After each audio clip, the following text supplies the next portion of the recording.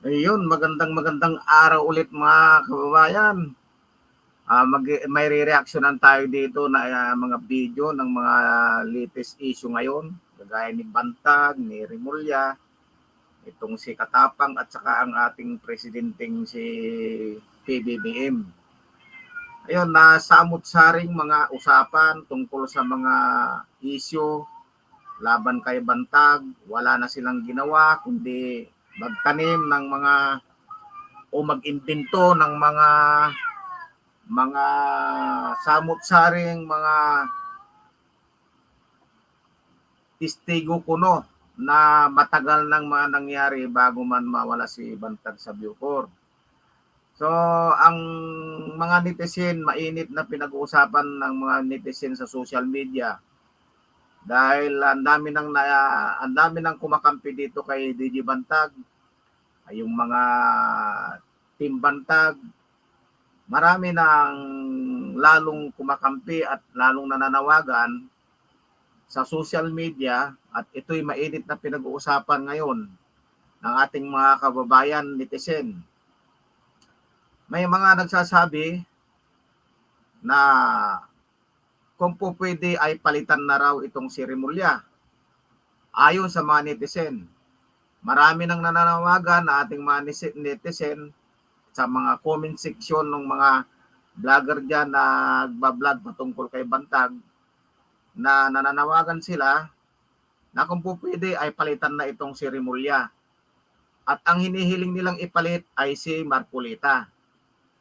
So, bago tayo magpatuloy sa ating usapan ngayon, sa ating mga kukumentuhan ngayon, kung ikaw ay nanonood lang sa aking YouTube channel, mangyaring pakipindot ang ating YouTube channel, yung paki-like at paki-share na rin at papindot na rin yung notification bell para lagi kayong updated sa ating mga i-upload na video. So yun, dadako na tayo dito sa usapin na ito. Maraming mga ikinakalat na mga sa social media itong company Katapang na kung saan ay may mga tanim na mga ebidensya dyan, nandyan yung kabayo, yung manok, may baboy pa yata, at saka itong mga tinasabi nilang mga illegal na mga inumin, mga droga, na ibinibintang lagi dito kay Bantag. At ang problema dito, hindi ito ibinabalita ng mga mainstream media kapag pabor kay Bantag yung usapan. Yan ang problema rito sa ating lipunan. So, sana pagkaganyan ay tumutok sana ang ating Pangulo. Tignan niya kung anong mga nangyayari. At para mabalansin naman niya yung mga usapin patungkol dito sa kaso ni Bantag. Kapag galit ka sa droga, ang sabi nila, magbantag ka. Kapag galit ka sa droga, ang sabi nila, magbantag ka. Kaya yan tuloy, dumadami tuloy ang napanawagan na si DJ Bantag ay kumandidatong senador sa 2025. At dumadami sa mga netizen na mag-resign na o palitan na ni PBBM itong si Rimulya para matapos na itong mga kabalbalang ginagawa nila dito sa DOJ. Sa inyong palagay mga kababayan, tama ba itong mga ganitong klaseng strategy na ginagawa nitong kampo ni Rimulya? Para naman batuhan na lang ng batuhan ng dumi sa mukha, kung ano-ano na lang. Maraming mga problema dito sa ating bansa na dapat tutukan ni Rimulya ng ating DOJ Secretary. Ay bakit inuuna pa itong kay Bantag na napapalayo doon na sa usaping kung sino ba talaga ang mastermind sa pagpatay kay Persilapid. Hindi ba? Kung ano man yung mga opinion nyo, comment kayo dyan sa baba at pag-usapan natin. Mainit na mainit ito, halos mula nung napatay si Presalapid hanggang ngayon. Ito pa rin ang pinag-uusapan, laging bantag, laging may lumilitaw na mga ebidensya kuno na ito, nung una, mayroong nagsalitang bumagsak sa tinatawag nilang lie detection test. Tapos, yung isang witness na naman dyan, yung sinaksak daw sa ita, saan na yun? Tapos na naman ngayon, yung cellphone na naman. Ay bakit may cellphone pa rin dyan sa loob ng Bucor? Wala na nga si Bantag. Diba mga kababayan? So maraming samot-saring usapin patungkol dito sa kaso ni Bantag na hindi pinag-iisipan ng DOJ kung tama ba ginagawa nila itong mga propaganda nilang ginagawang ito. Sa madalit sabi, para bang sa tingin nyo mga kababayan, ito ba'y pagkahanda para sa 2025 senatorial election?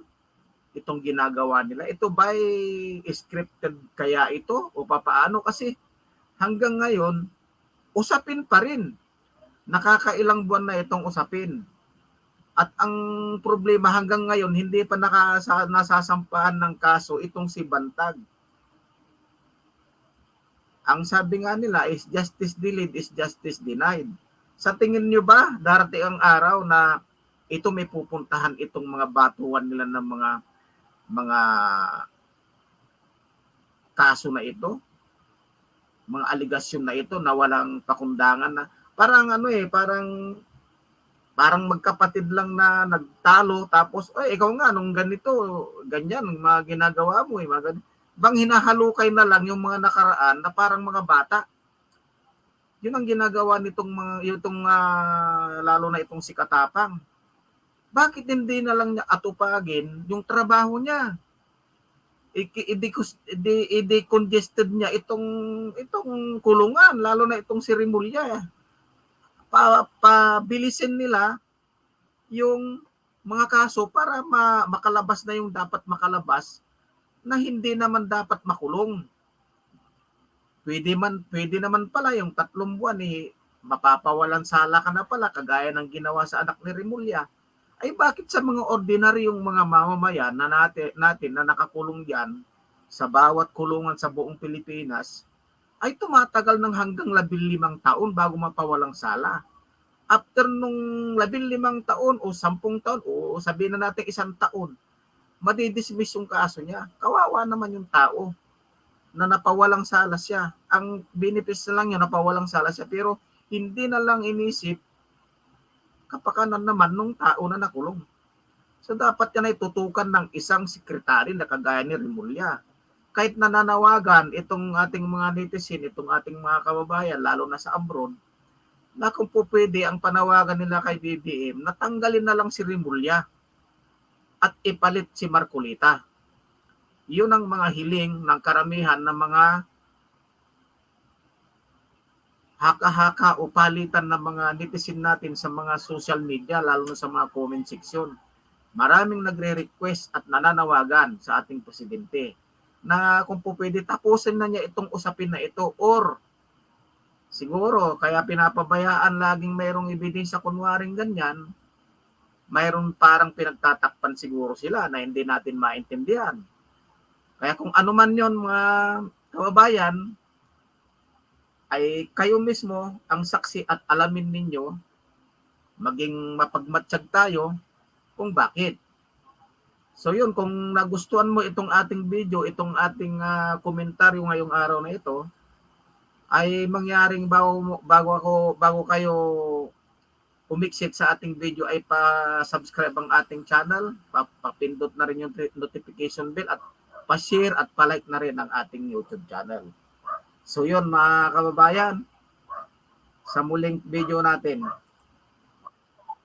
Sa droga, ang sabi nila, magbantag ka.